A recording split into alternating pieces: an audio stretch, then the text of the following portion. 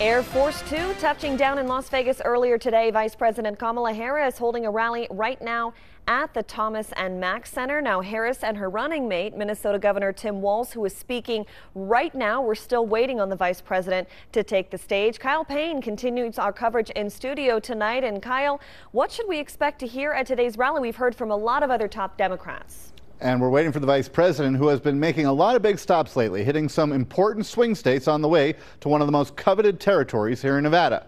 This is candidate Harris and her newly announced running mate, Minnesota Governor Tim Walz, in Arizona Friday. She covered a handful of issues we might hear during today's speeches. One item that's come up is the war on Gaza. She's had protesters in her audience a couple of times. One she snapped at, telling them not to interrupt her. But in Arizona, she said, quote, "Now is the time to get a ceasefire deal." And of course, she had some choice words for her Republican opponent.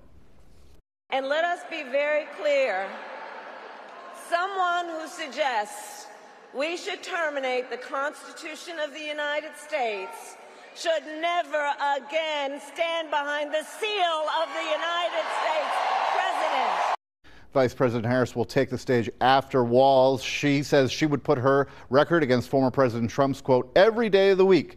The Democratic hopefuls, Harris and Walz, were in Phoenix yesterday and today, visiting a local Latino-owned business in Phoenix before finally getting here to Las Vegas. This is the vice president's 7th trip to Las Vegas in 2024, the first with her new running mate, Governor Walz, who is still on the stage waiting for the vice president. Sasha.